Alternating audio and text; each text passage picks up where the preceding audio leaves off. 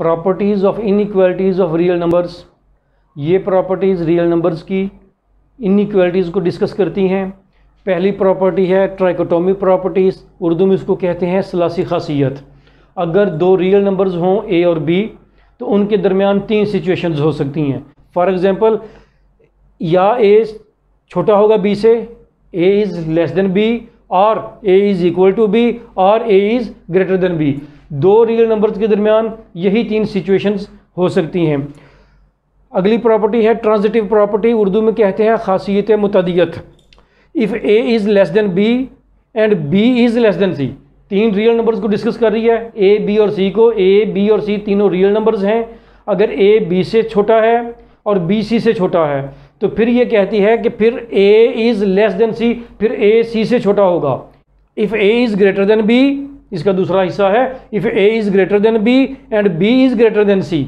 अगर A B से बड़ा है और बी सी से बड़ा है तो फिर ए तीसरी रकम सी से बड़ा होगा, ए इज़ ग्रेटर देन सी।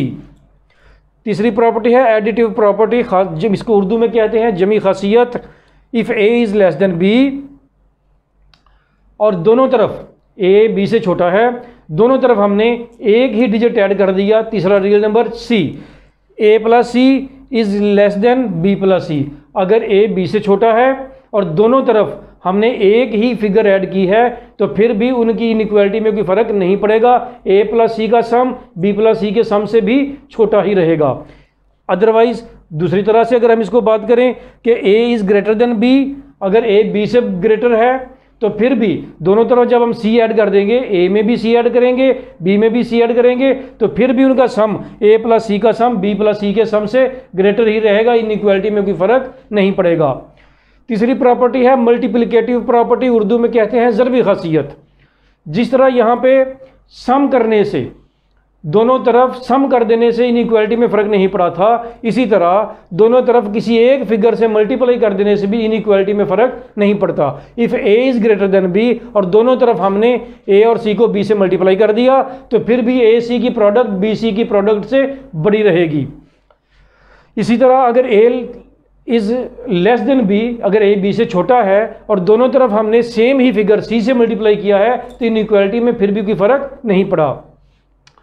जहाँ पे अब इनइक्वालिटी चेंज हो जाती है वो है मल्टीप्लिकेटिव इनवर्स प्रॉपर्टी, ज़रबी माकूस खासियत। If A is greater than if A is less than B, अगर ए बी से छोटा है और हमने इनका दोनों का इनवर्स ले लिया तो फिर 1/a ग्रेटर हो जाएगा 1/b से। वो क्यों? वो इसलिए कि अगर देखें 2 3 से छोटा है, 2 इज़ लेस देन 3, अगर हम इनका इन्वर्स ले लें, 1/2 का इन्वर्स है 2 का इन्वर्स है 1/2, 3 का इन्वर्स है 1/3।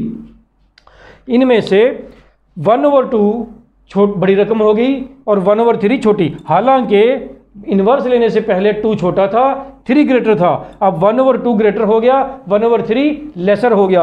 इसलिए अब इनइक्वालिटी चेंज हो जाएगी। जहाँ पे 2 लेस देन 3 था अब 1/2 इज़ ग्रेटर देन 1/3 हो गया। इसी तरह if A is greater than B और फिर हमने इन्वर्स ले लिए, 1/a लेस देन हो जाएगा 1/b से। यानी बात ये हुई कि जब हम इन्वर्स ले लेते हैं फिगर्स का तो फिर इनइक्वालिटी का साइन चेंज हो जाता है। मैं चलते चलते बच्चों आपको ये भी बता दूं कि अक्सर बच्चे कंफ्यूज हो जाते हैं कि इसको हमने ग्रेटर पढ़ना है या लेसर पढ़ना है, इसको ग्रेटर देन पढ़ना है या लेसर पढ़ना है।